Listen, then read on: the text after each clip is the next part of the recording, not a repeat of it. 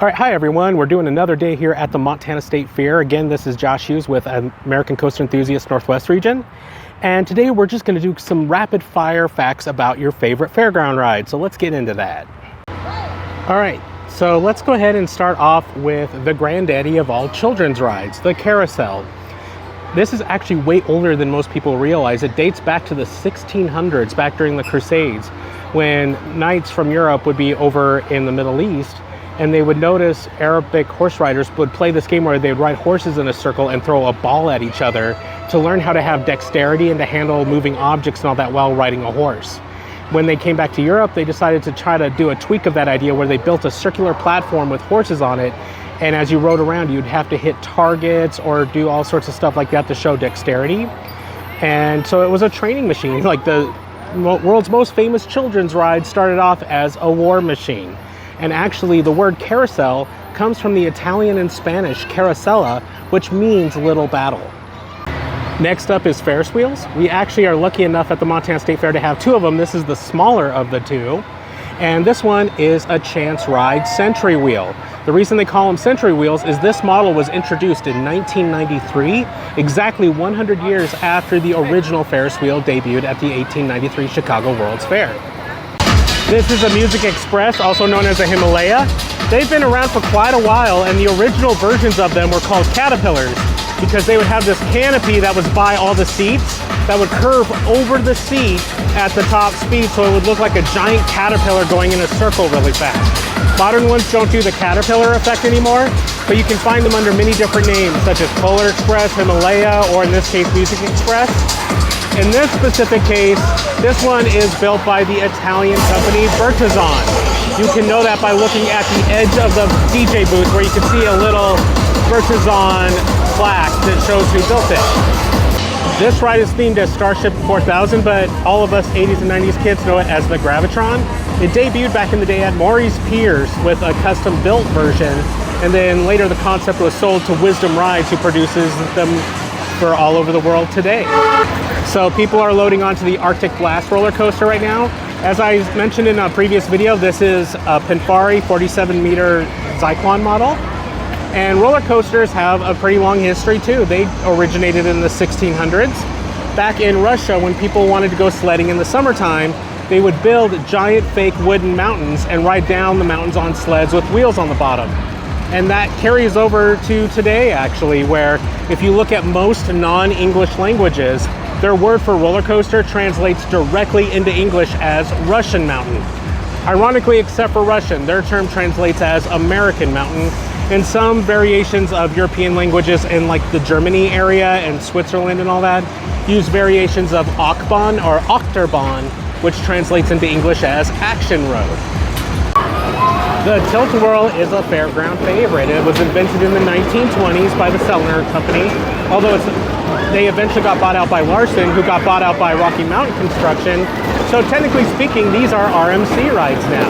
They were invented at the same time as a ride on the other side of the Atlantic, invented in Britain, called a waltzer, which is exactly the same ride experience, basically.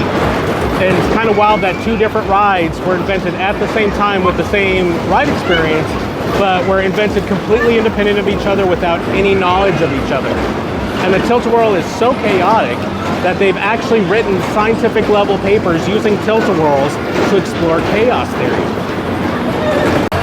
As I mentioned in my carnival video that we did last week, the Zipper is an American classic. It's inspired by an old time ride called the Swooper. Unfortunately, Swoopers don't exist anymore. They were all dismantled. I think only ever 13 to 15 of them were ever built. Obviously, the ride that they inspired went on to be much more successful. Zippers are really popular across the United States, Canada, and Mexico. And you even have one or two that tour Europe and actually cross the Atlantic to go do that. And so it's, like I said, just a well-loved ride. It actually was one of the inspirations for the famous roller coaster X2. And this is an example of a 90s model. And it's one of the older models that you see that have the cages on the front. Where modern models, you can either choose to have the cage on the front or you can have a plexiglass front and the riders use over-the-shoulder restraints then. For a while, Chance Rides actually stopped manufacturing zippers, although as of 2025, they have restarted production of them.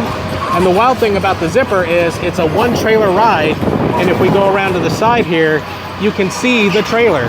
It's always attached to it. When they were ready to go somewhere else, they just bungee cord the cars in place and lean the whole thing back onto its trailer. And of course, there's some other things they have to do to rack it and get it ready to move. But that's one of the reasons why it's so well loved. It's so well thought out. Swinging boat rides have their own crazy history too. And this is an example of a Chance Rides Ferris Fury, kind of their upgraded one trailer model of their old Sea Dragon model. Now, back in the 1800s, you had smaller swinging boat rides that would hold like 4 people, and on either side of the boat, people would each have like a cord or a rope that they would yank on opposite each other to get the momentum going. Nowadays, we don't need people power to get that moving. In the case of a Ferris Fury, like underneath that Egyptian tarp that you see there, there's a set of tires that will get it going and go like that. On bigger pendulum rides that you run into at amusement parks, they'll often put a motor in right at the apex of the A-frame to get it moving. So either way, we can have rides that are significantly bigger than what could be handled with people power. All right, so here's their bigger Ferris wheel. Like the one I showed you in Kiddieland was their Century wheel. That used to be their main wheel, but now they use it as their kiddie wheel because Thomas Carnival bought this bigger one. And as I mentioned in the Kiddieland video, the Ferris wheel was invented in 1893 by George Washington Gale Ferris Jr. for the 1893 Chicago World's Fair. It was his attempt to one-up the Eiffel Tower, which had debuted at the previous World's Fair.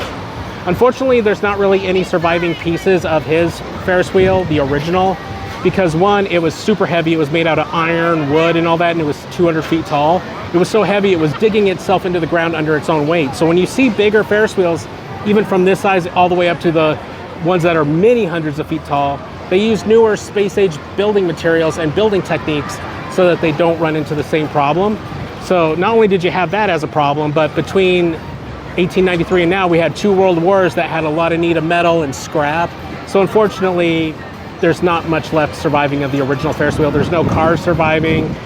For a while, people thought maybe the main axle survived, which would have been cool because when it was forged, that main metal axle was the biggest hollow thing that was ever forged by human hands at that point. But unfortunately, no, that's gone too. But if you do go to Chicago on Navy Pier, they do have a recreation Ferris wheel that was built in modern times that's meant to celebrate it. But to give you an idea of how massive that original one was, like each individual car could hold 60 people. It was like 2 school buses side by side per car. You could freely walk around in them, and the entire ride could hold 2,000 people at a time. All right, so that's it for some ride trivia today at the Montana State Fair. Again, this is Josh with American Coaster Enthusiasts Northwest Region, and we will have more videos coming at you from the Montana State Fair, so keep tuned for that, and thank you for joining. Have a great day, everyone.